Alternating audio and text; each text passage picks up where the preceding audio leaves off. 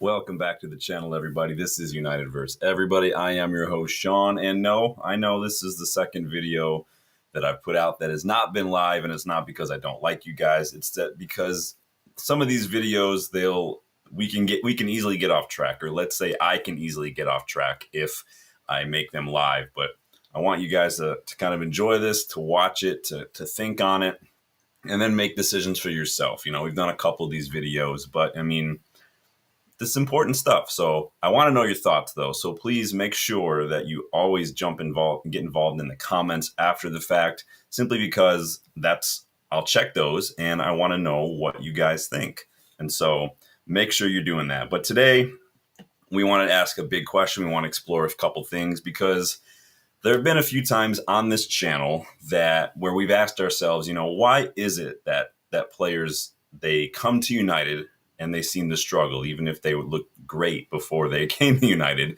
But then we've also wondered why they also tend to look good when they leave United. There are a few players that have gone and left the club, whether we've sold them or they weren't happy or whatever it is, but they've gone on to win trophies, or they've done very well. You look at like Anthony Elanga doing very well at Forest. Dean Henderson just won the FA Cup with Crystal Palace. The list goes on. Ashley Young, Matteo Darmian, Alexis Sanchez, they all won silverware at Inter Milan. Jadon Sancho got to a Champions League final during his loan with Dortmund last year. Anthony balling out at Real Betis right now, and he's in I guess you can call it a final in the Conference League, but he's doing well at Real Betis right now. Lukaku's got silverware at Inter, and now Lukaku's got silverware at Napoli. But Lukaku wasn't the only former United player who won the Scudetto at Napoli this season. He did so alongside another former United player, one who we recently sold not even a year ago. And that player is Scott McTominay. McTominay's performances and his success this season since joining Napoli just this past summer have led many, many United fans to sort of regret the fact that we sold him in the first place. A lot of them are bemoaning that decision. A fair few did not want us to sell McTominay to begin with. I hear all the arguments, right? But that's what we're here to explore today, because a lot of United fans are claiming it was the wrong decision. Some of them claimed it at the time when it happened. Justin, sorry, bud. But that's what I want to explore today. So make sure you're hitting that like button. Make sure you are subscribed to the channel. If you are new, please, because that's what we're going to jump into. Check the memberships too. If you like these kind of videos, you think you have some good ideas, maybe you think you have better ideas and you want to get involved, the memberships are the way to do that. Please go check out the UVE store. There could be a sale going on tomorrow, just FYI, Memorial Day sale. So maybe go check that one out. Keep a lookout for that. But let's get started, you guys. Because it's very easy, right, to look at how things are in the present, how things are going now, and then say that United made a mistake with McTominay. But there is a reason it's called hindsight bias. There is a reason that it is a logical fallacy, because it's not that simple. Life rarely is that simple. Before we can look at this season, though, McTominay's time at Napoli, which is why United fans, this is what their argument is based on, right, this season. We want to look back at his performances at United, what his role was at United, and all that, just to maybe figure out why it is we sold him. If he's doing this well, why did we sell him at that time? Rather than simply look at this season, you have to try to put yourself back in time to where things were last summer. What was the information at hand at the time the decision was made? Because nothing that's happened since counts. We can't know that. You'll never know. It's the same reason you never know if a transfer will work out when they come to the club. You just don't. But I want to know what led up to that decision. So first things first, let's just get this out of the way. A big part, a major factor in why we sold Scott McTominay was financially motivated. We just needed money. Now, whether you believe it or not, we needed the money. We were in a sell to buy situation right now with PSR. We bought too many players. We've sold too few players. And that's how PSR works. It does not matter how much money your owners have. It matters your sales and your purchases and your wages. And that's it. That's just the way it is. In order to back Erik ten Hag, who was our manager last summer, who was just given a contract extension, by the way, after winning the FA Cup, Ineos, and you have to back him, right? In order to back him, you have to back him. And sometimes that means selling players, not only just buying players. So in order to bring in more players to back this manager, Ineos had to raise funds. Being an academy graduate, right, McTominay represented a major influx of cash.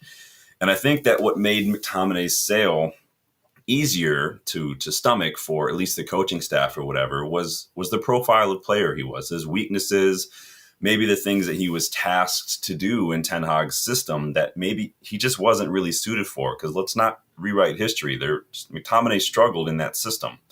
Like the two United managers before him, Ten Hag played a 4-2-3-1, and in that system, McTominay typically played in one of the deep midfielders.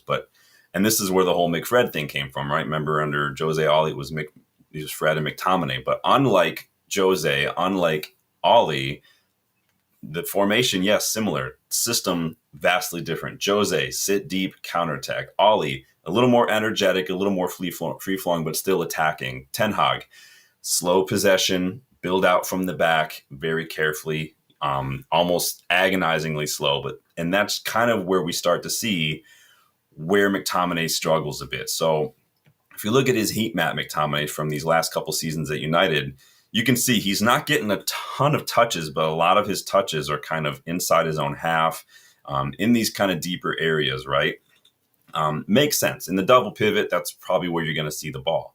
Problem was McTominay's player profile of who he is doesn't really suit that role. He's just not comfortable being the guy to receive the ball from his defenders in that very deep, kind of very delicate area of the pitch. And not only that, not comfortable maybe just turning and trying to create space under pressure, trying to find a ball with a good pass.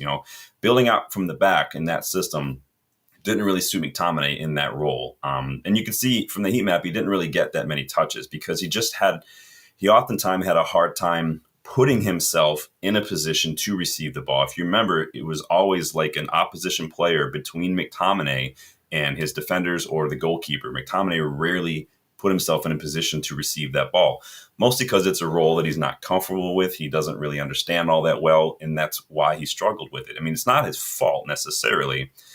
Every player can't be 10 out of 10 at all things. That just doesn't exist, right? But again, it didn't suit the system, and as a result, it did limit us on the pitch. It almost took him out of the game when we were trying to build out from the back.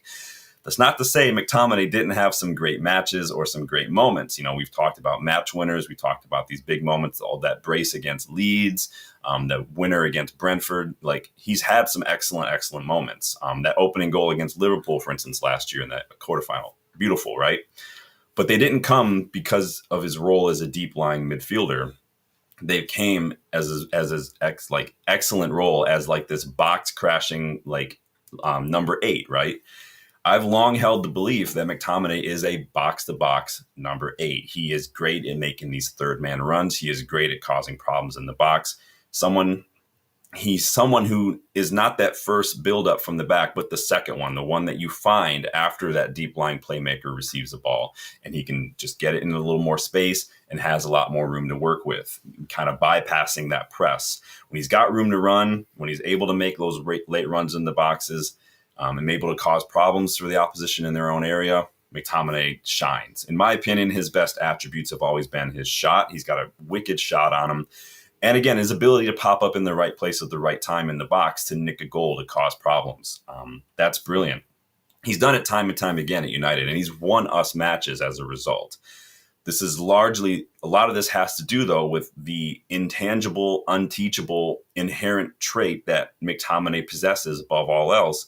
Way more, I'd even argue, than pretty much anyone in the current United squad, and that is his mentality.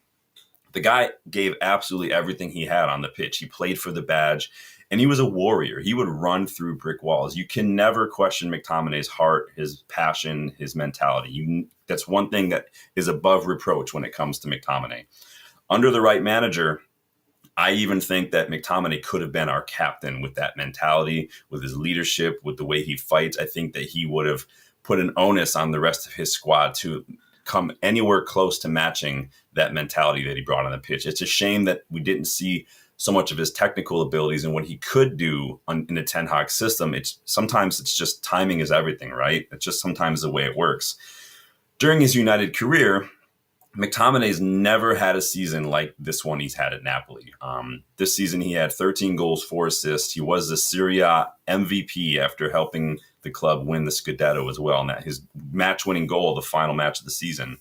At his best, though, in the United shirt, we saw in 23-24, he had 10 goals, 3 assists in all comps. But the closest he's come to that was in 2021, where he had 7 goals, 12 assists. So he's never been able to. And I think that's that's not an indictment on McTominay. I think that's actually a check in the pro column for him, that he's able to do that while also being asked to play in that deeper role. So again, finding a way to do that. Maybe some of that has to do with our over-reliance on him to kind of bail us out, kind of like what we're doing with Maguire these days. Who knows? But if you look at his percentiles for his time as United, you can see a big difference. Not much ball progression, right? There were a lot of touches in the opposition box because of set pieces, but you're going to see most of his numbers are down in that defensive part of the percentiles, right? The tackles, the blocks, the clearances, the aerials won. We basically looked at him as similar to what we looked at Højlund for the middle part of the season. You're a big dude, be a big dude.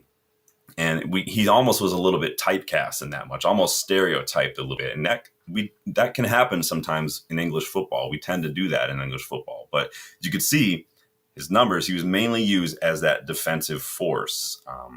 That's Mourinho loves to do that with his midfield pivots. That's how Mourinho rolls. At Napoli, his aerial numbers are still excellent, but what I'm seeing is totally different. We're going to look at Napoli numbers in a second here. I'm seeing a lot of hindsight right now and recency bias and even a little bit of revisionism from the United fan base.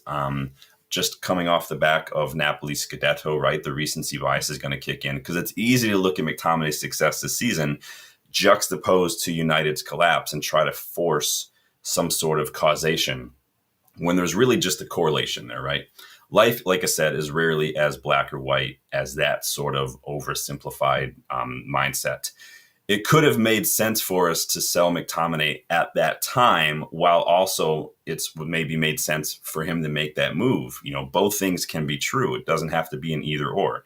And I've said it many times, it is all about the system. And that's what we're about to look at right now, because there's a big reason why McTominay is doing so well in Serie A is because he fits Antonio Conte, he fits Serie A, they get a new role.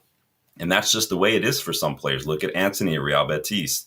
Look at Sancho when he was in the Bundesliga. Like, this sometimes is just the way it is. Under Antonio Conte, McTominay plays. He doesn't play in a deep-lying pivot role where he's got to be responsible for receiving the ball under pressure, turning, and then trying to play make. McTominay plays as a left-sided number 8 in a 4-3-3. In that role, he's free of that responsibility of receiving the ball in an area of the pitch that he's not comfortable in. And instead, he just makes himself an option in an area of the pitch where he's got more time, more space to open up his legs, to get into a gallop like we know that he can do, and move the ball up the pitch himself. He doesn't have to receive the ball under pressure, try to hold on to it, try to come off with a silky pass or a drop of the shoulder to make space for himself.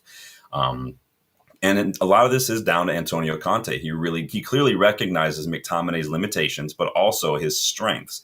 And he found a way to get the most out of him as an 8. When is the last time you've seen anybody play a 4-3-3? It doesn't happen anymore, but you can do that. Conte does that in Italy. It might work. And this has actually been great for McTominay because when he gets the ball, he can carry it up the pitch very effectively, like we did see him do it at United here and there. So when you look at his heat map, let me just bring up the heat map here.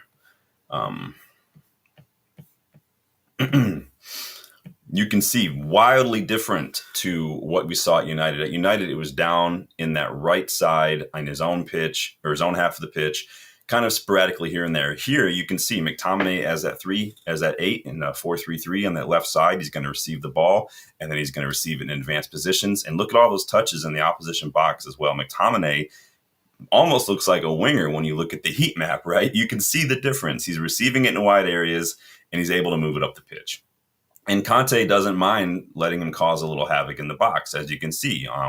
If you watch his beautiful scissor goal against Cagliari on the weekend that won the Scudetto for Napoli, like, it's a big deal. And again, like I've said, the system is a crucial part of this, and the system is getting the most out of McTominay. And I think that that's what you're going to see. As I said at the start of the video, McTominay is not the first player to leave United and go on to have success. Oh, do you guys want to look at his percentiles too? Here, I'll show you the percentiles. I'll show you. So you remember looking at the United percentiles, it was a lot of the defensive, the tackles, the blocks, the clearances, the aerials. Now you can see the aerials are still very, very good. But look at the ball progression since he joined Napoli. Look at the non-penalty goals. Look at the shots he's getting off. He is literally the top 10% almost for progressive passes received, which again, that heat map in the opposition half. The touches in the area, top 6%.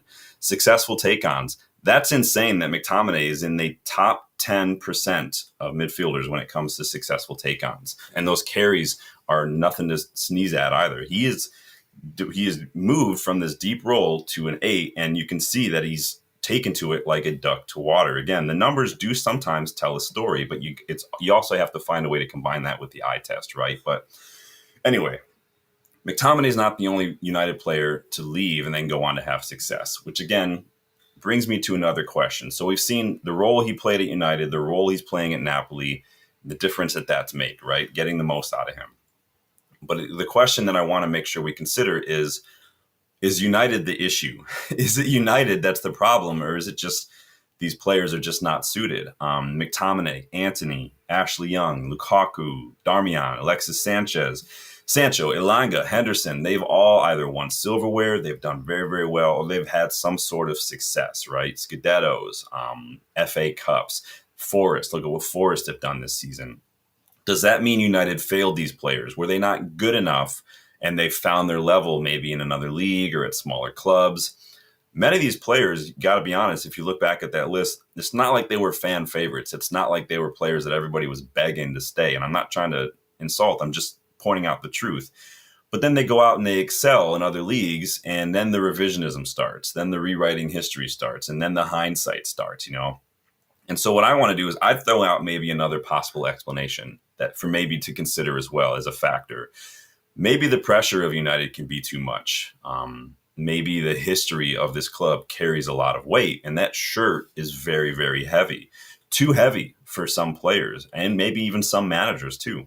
Furthermore, I think that at United, you're going to see a sort of pressure, not just from the weight of the history, but the weight from the media and the social media and the fan base. You're constantly scrutinized, criticized, even ostracized by the English media when you play for United. You're basically told you're shit every single day. I mean, Andre Onana, they ran a story in the MEN because he dropped his car keys after he had a bad game. And like, that was their story for like the week. Like, that's the kind of shit you don't get at any other club. But that can shatter the confidence and subsequently the performances of even great players. We've seen it many, many times. Sometimes just getting away from that fishbowl, that constant pressure, media scrutiny, getting away from that can sometimes just make all the difference for a player. And in many ways, I think ways that we've discussed many, many times, almost ad nauseum, the unstable running of this club for the last 12 years can also be a factor as well, to a lot of what we're talking about. The rot, the dysfunction, it's very noticeable, likely very noticeable and tangible and felt by everyone who walks into Carrington for the first time. Alexis Sanchez wanted to leave after his first training session. Ronaldo did his explosive interview, kind of like letting us know stuff we already knew. But again, the players notice it, and it does make them think twice sometimes about whether or not it was the right thing to do come to United. I don't imagine it would take players very long to raise an eyebrow to also some of the shit that goes on at United, and wonder, you know, if and when things are even going to change, you know, with ownership, with PSR, with all the negativity we've seen these last couple of years, especially the Super League fiasco from a few years back. I mean, players might not want to be associated with that kind of stuff. Not everyone, too, is willing to waste years of a very short footballing career on constant rebuilds, manager turnover, PSR restrictions, horrible optics and PR, or outdated facilities, while these players also watch other clubs grow and build and thrive and continue to make good decision after good decision after good decision, leaving us behind, basically. Not all players want to be left behind. So you wonder if that's a factor as well. Funny thing is, though, I mean, I think there's a real possibility that McTominay might have worked really well in an amorim system where these midfield pivots are allowed and encouraged to have that physicality, to have that fight, to get up and down the pitch. McTominay might have excelled that way. Who knows? He runs through brick walls. He can get up and down the pitch. And in those last few moments of these matches, when we're chasing something and we're just hoofing and hoping in balls into the box, right? He has a knack for doing something in those moments, and Amorim apparently likes that as his go-to tactic. So we'll never know, though, right? Because it's a moot point almost. But the revisionism and the opinions and a lot of the outrage that I've seen did make me stop and wonder and ask the question. But I wanted to know what you guys thought. Because whether these players are not good enough, whether McTominay is just better suited to Serie A or Antonio Conte, or maybe it's the freedom and just getting out of the toxicity of United and the pressure that is. I can't 100% tell you why McTominay is doing so well. I can't tell you if we were wrong to sell him or if it was the right time to leave. I think there are so many ways of looking at the situation. There's so many opinions. There's so many factors to consider. But who knows if there even is a right answer? We don't know. But that's why I've tried to go through a few of these things. Maybe you can take a look at that. Maybe it'll open your mind. Maybe it'll change your opinion. Maybe it's reinforce your opinion. Who knows? It's your opinion, not mine.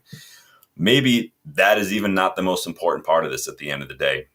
Maybe we should just be happy for Scott and wish him all the best and congratulate him on his Serie A Player of the Season award. But it's up to you guys. But I hope you had enjoyed that. I hope you guys maybe just got a little insight and most importantly, a little context, because like I say, context is key. Let me know your thoughts in the comments. I can't wait to read what you guys have to say.